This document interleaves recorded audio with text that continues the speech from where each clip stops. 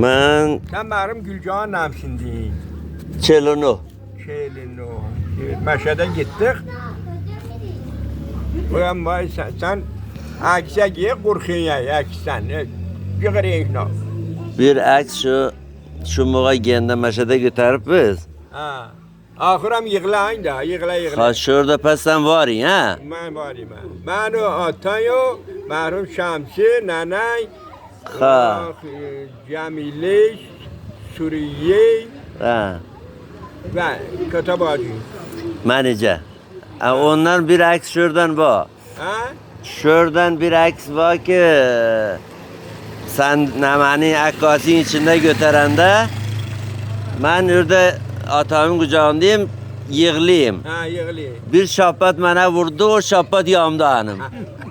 3 defa gittik, ay cığırdın götürmek. Şimdi gerek gelse. O aks var görsədim əlan sana. Ha.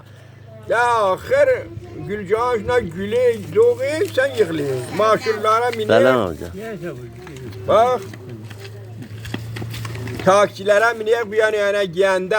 Kulak ver. Ha. Karşıdan maşun gele cığırıyor. Ben, Ey maşun gele.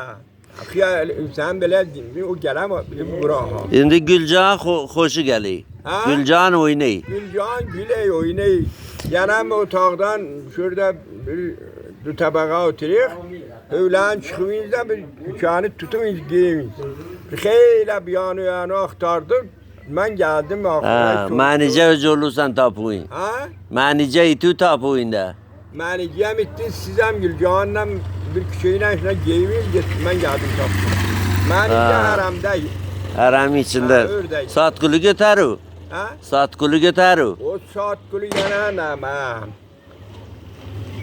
Saat kulu yamanım sahne bir anda sakla meydanı nama. O mücesseme var meydan şade. Ha, midan şada. Ha. Ördük bir şey baktık ki sen yoksan baktık saat kulu tutuyor da sakrapsan. Ha. Tamam şu kaş. Salı çəndi yan gəlmək?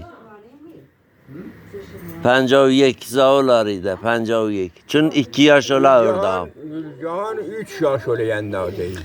51, 52 pəs. Əgər oyam 49'du, 52, 52. Şu 52, 51, 52. Şurada kucağına getir, aks getirsin ve yığlaya bir şapat vurdu da yerde koyuptu. O şapat hanım yanımda. Veli ayrıza yanıma gelmedi ha. 3 defa gittik, yıkılan olmaz. O şu. Ya bir şapatan vurdu da, bir yerliği sakla.